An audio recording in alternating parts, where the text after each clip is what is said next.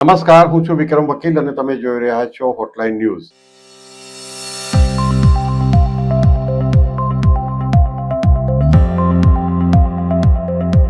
પ્રજાને ડરાવતા અને તલવારની ધાર પર રાખતા આઈએએસ ઓફિસરો અને આઈપીએસ ઓફિસરો પણ જ્યારે એમના પગ નીચે રેલો આવે છે અને સીબીઆઈ કે ઈડીની તપાસ શરૂ થાય છે એમની ઉપર, ત્યારે એઓ કેવી રીતે ડરી જાય છે અને મિયાની મીંદડી જેવા બની જાય છે એનો દાખલો જોવો હોય તો હમણાં સુરેન્દ્રનગરના કલેક્ટર ડોક્ટર રાજેન્દ્ર પટેલ ને ઘરે ઈડીએ રેડ કરી 100 જેટલી ફાઇલો જપ્ત કરી અને ત્યાર પછી જે એમને લઈ જતા વિડીયોઝ બધા જે વાયરલ થયા છે ત્યારે આપણે લાગે કે બીજા સામાન્ય માણસોની હાલત પર એમને આ બધા મોટા અધિકારીઓ એમની પર જે વિતાવે છે ત્યારે એમને ખબર પડશે કે એમની પર જ્યારે વીતે છે ત્યારે કેટલું કડવું લાગે છે. અને સૌથી નવાની વાત એ છે, ઘણા વખત પછી કે ક્યાં તો પહેલી વખત મને બહુ ખ્યાલ નથી, પરંતુ કોઈક આઈએએસ ઓફિસર, ગુજરાતના આઈએએસ ઓફિસરને ત્યાં ઈડીએ દરોડા પાડ્યા હોય. હા, સીબીઆઈ નું આપણે સાંભળ્યું ઘણું, આઈબીએ તપાસ કરી હોય, એન્ટી કરપ્શન બ્યુરોએ તપાસ કરી હોય, પરંતુ ઈડીનો ઉપયોગ પહેલી વાર થયો છે અને ઈડીને કોણે માહિતી આપી એ પણ ખબર નથી.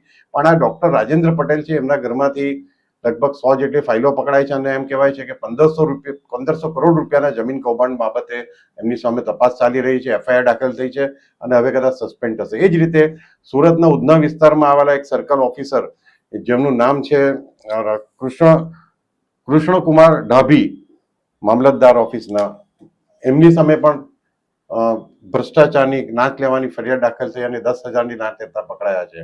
આવા કિસ્સાઓ ગુજરાતમાં બની રહ્યા છે, પરંતુ ખાસ તો ઉચ્ચ કક્ષાના અધિકારીઓ છે, આઈએએસ અધિકારી છે અને ત્યાં ઈડીની તપાસ એ ખૂબ મોટી વાત કહેવાય. અને કલેક્ટર ઉપરાંત નાયબ મામલતદારને પણ તપાસ થઈ છે, કલેક્ટરના પીએને ત્યાં પણ તપાસ થઈ છે. એટલે આ કેસ ખૂબ જ ઊંડો લાગે છે. આ બાબતે આપણી સાથે વધારે આજે વાતો કરશે, ચર્ચા કરશે જાણીતા પત્રકાર કિરીટભાઈ ત્રિવેદી. કિરીટભાઈ, આપનું સ્વાગત છે. જી, ધન્યવાદ છે.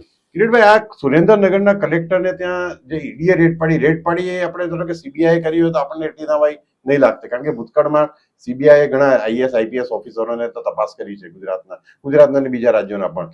પરંતુ ઈડી જ્યારે આઈએએસ ઓફિસરને ત્યાં તપાસ કરે, અને આજકાલ ઈડીનો ખોફ વધારે છે સીબીઆઈ કરતા. જે રીતે ઈડીએ ભલભલા મોટા નેતાઓને, બીજા રાજ્યોના વિરોધ પક્ષના નેતાઓને પણ ટાર્ગેટ કર્યા છે, ત્યાર પછી ઈડીનો દર એટલો બધો છે કે ગુજરાતમાં બધાને આપણે કહીએ આઈએસ વર્તુળમાં તો સન્નાટો થઈ ગયો છે. જી, બિલકુલ સન્નાટો છવાઈ ગયો છે. હવે સૌથી મહત્વની વાત વિક્રમભાઈ એ છે કે આપણને છે ને આ ઈડીએ દરોડો પાડ્યો એટલે આ ભ્રષ્ટાચાર ઉજાગર થયો છે, બહાર આવ્યું છે બધું. આ હિમશિલાની ટોચ માત્ર છે. આપણે વાત કરીએ તો પોલીસ ખાતાનો ભ્રષ્ટાચાર છે ને એના કરતા 10 ગણો ભ્રષ્ટાચાર રાજ્યના કલેક્ટર કચેરીઓની અંદર ચાલી રહ્યો છે. જમીનોના જે સોદા થાય છે, જમીનોના દસ્તાવેજથી માંડી અને 7/12ના અંદર નામ દાખલ કરવાથી માંડી અને ઇન્ડેક્સ બનાવવાથી માંડીને તમામ જે બ્રાન્ચો છે કલેક્ટર કચેરીની, એ બધી જ ભ્રષ્ટાચારથી ખદબદે છે. તલાટી મંત્રીથી શરૂ કરી અને કલેક્ટર સુધીના. આપણે એવું નથી કહેતા કે બધા કલેક્ટર એવા છે, પણ મોટા ભાગના આમાં આવી જાય છે. આપણો કહેવાનો આશય એ છે કે પોલીસ ખાતાનો ભ્રષ્ટાચાર આપણને દેખાય છે કે ભાઈ દારૂ જુગારના અડ્ડા ચાલે છે તો લોકોને ખબર પડે છે, અહીંયા કૂટણખાના ચાલે છે, એના હપ્તા લઈ જાય છે પોલીસ વાળા તો લોકોને ખબર પડે છે. બીજી તરફ ચોરી લૂંટફાટની ઘટનાઓમાં પોલીસની જ્યારે મુદ્દામાલ રિકવર કરે છે ત્યાર પછીના ઘટનાક્રમમાં લોકોને ખબર પડે છે. પરંતુ આ કલેક્ટર કચેરી તો બંધ બારણે થતો ભ્રષ્ટાચાર છે.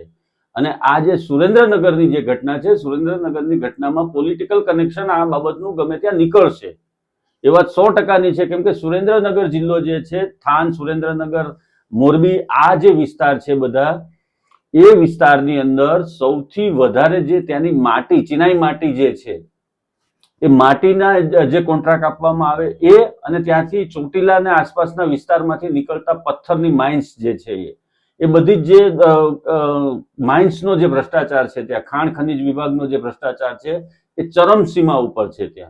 ત્યાંના કોન્ટ્રાક્ટ લેવા માટે ભલભલા રાજકારણીઓ અને ચમરબંધીઓને, ત્યાં સ્થાનિક વિસ્તારના ડોન જેવા ગણાતા લોકો, એ બધા જ લોકો એમાં એક્ટિવ હોય છે. અને એવી કોઈ કુંડાળાની અંદર આ ભાઈનો પગ પડી ગયો હોય અને કોઈ પોલિટિકલ પેલાની અડફેટે ચડ્યા હોય તો જ આ વસ્તુ શક્ય બને. અને સરકારની સીધી દેખરેખ હેઠળ જ આ કાર્યવાહી થઈ હોય તો જ આ વસ્તુ શક્ય બને. તપાસ દરમિયાન બધી જ વિગતો બહાર આવશે, બધી જ વિગતો સામે આવશે. બીજી વાત આપણે જે કરીએ એના જ અનુસંધાનમાં કે પેલો જે સુરતના ઉધનાના મામલતદાર કચેરીનો સર્કલ ઓફિસર છે કૃષ્ણકુમાર ડાભી, તો સર્કલ ઓફિસર 10,000ની લાંચ લેતા સેમ ડે ઝડપાય છે સુરત શહેરની અંદર. તો તમે વિચાર કરો કે આ કઈ હદે ભ્રષ્ટાચાર વ્યાપ્ત છે કલેક્ટરો કચેરીની અંદર, અને શું ચાલી રહ્યું છે. સામાન્ય માણસો, કલેક્ટર કચેરીનું સૌથી વધારે કામ જો કોઈને પડતું હોય તો એ મિલકત ખરીદનાર કે વેચનારને પડે છે.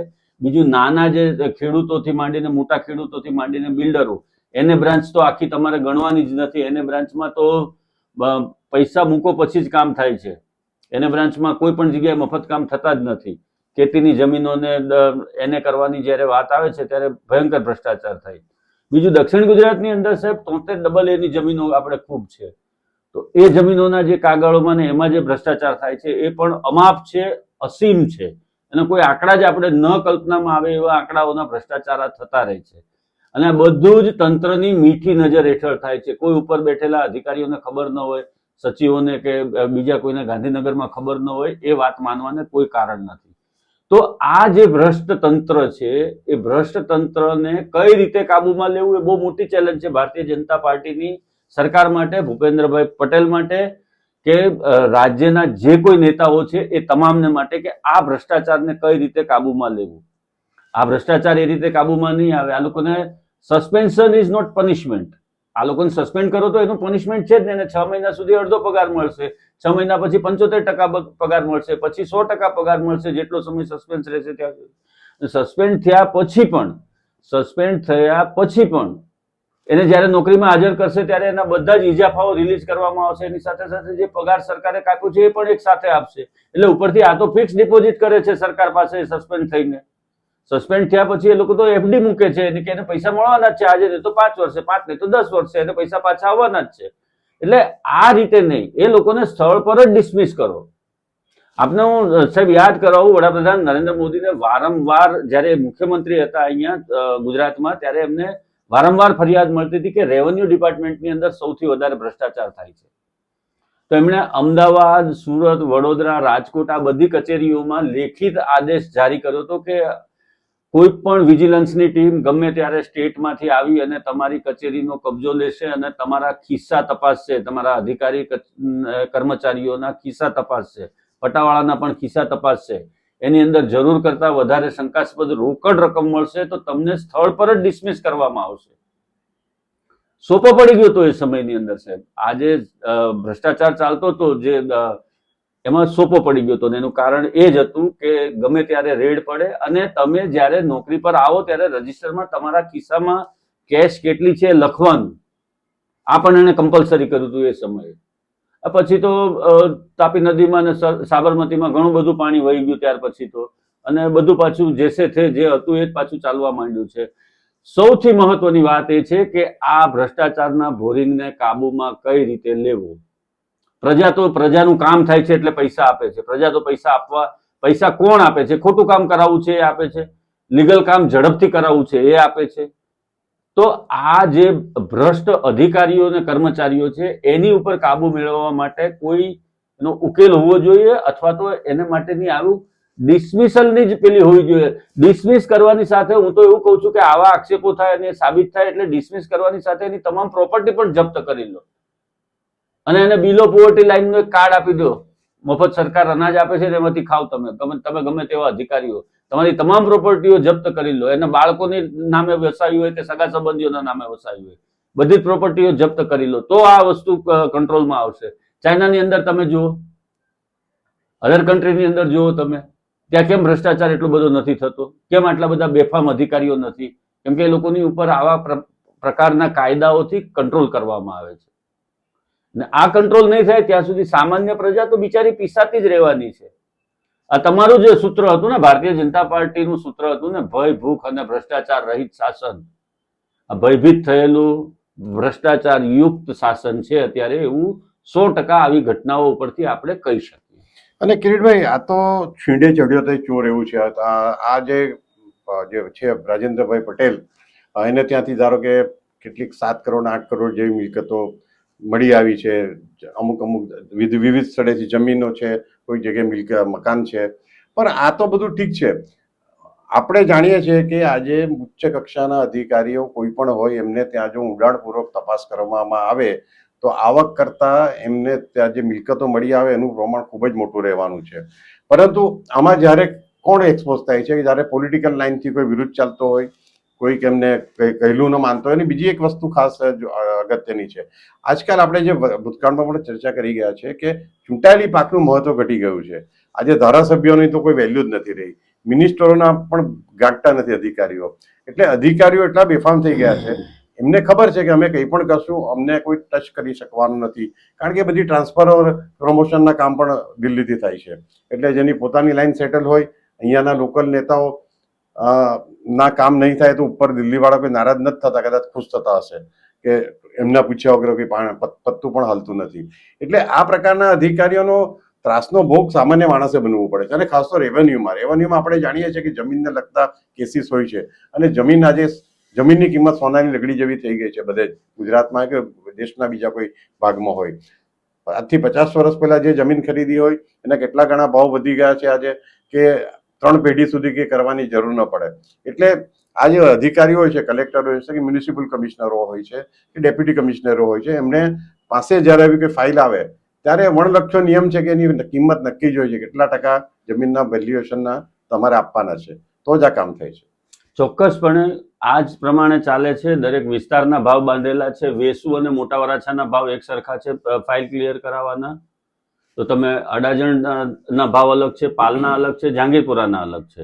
આ બાજુ ડિંડોલી વિસ્તાર હોય તો એના ભાવ અલગ છે.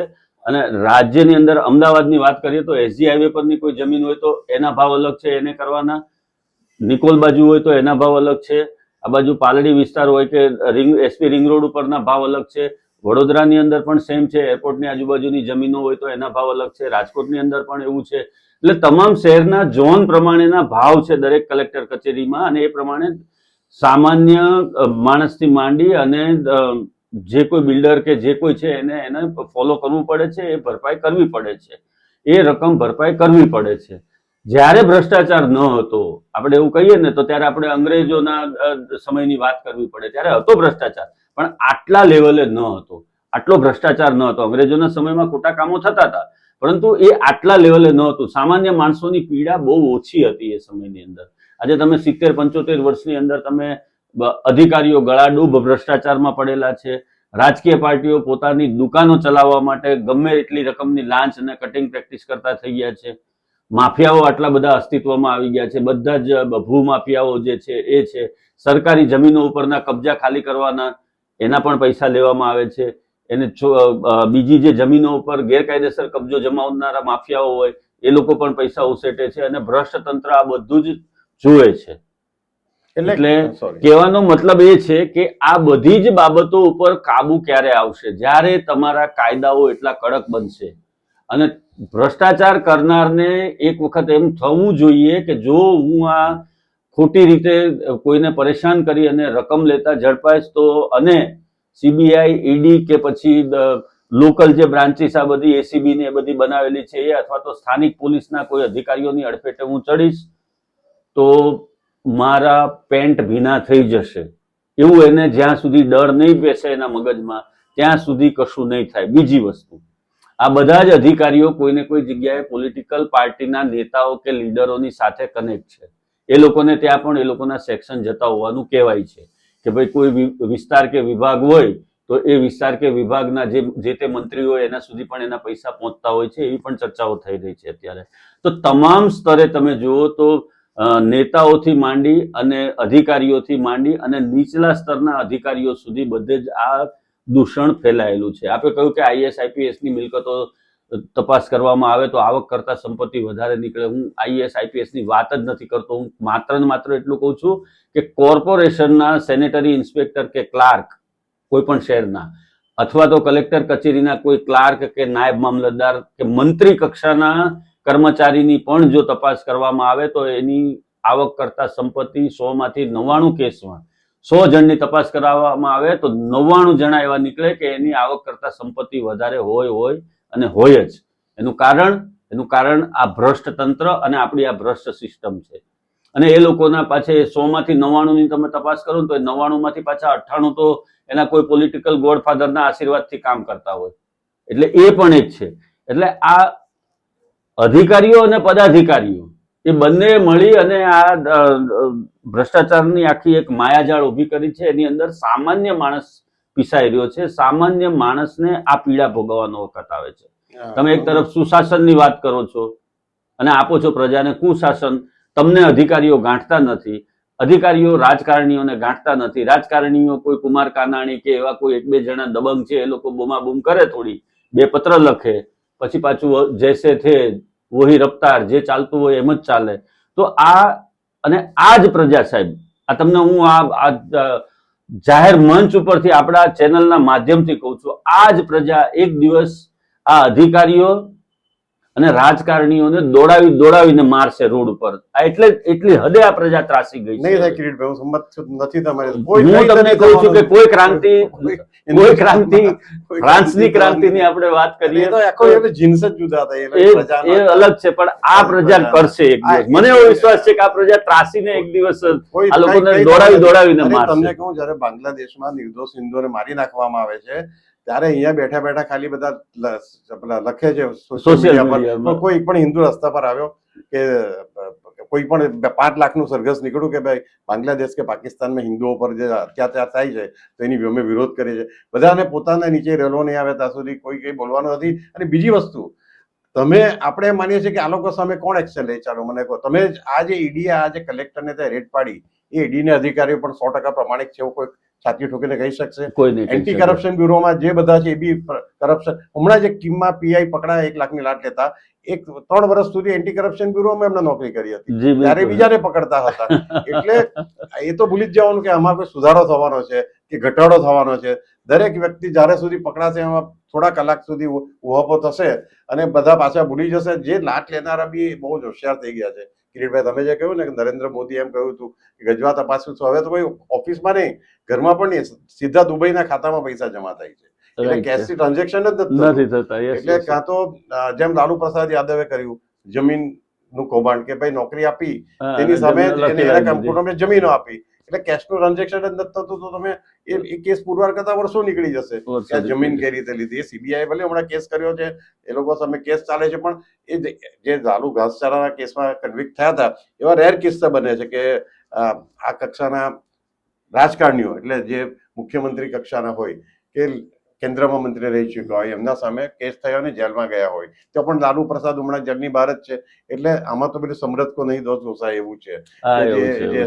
અને કિરીટભાઈ, આપણે અપેક્ષા રાખીએ કે એટલીસ્ટ ન્યાયતંત્ર, જ્યુડિશિયરી જો આમાં થોડું એક્ટિવ થાય અને ભાગ ભજવે તો જ કદાચ આની પર થોડું બ્રેક લાગશે. Thank you very much Kiritbhai. Ji ધન્યવાદ. આવા પ્રકારના વિડીયો તમને જોવા ગમતા હોય તો હોટલાઇન ન્યૂઝ ચેનલને લાઇક, શેર અને સબસ્ક્રાઇબ કરો.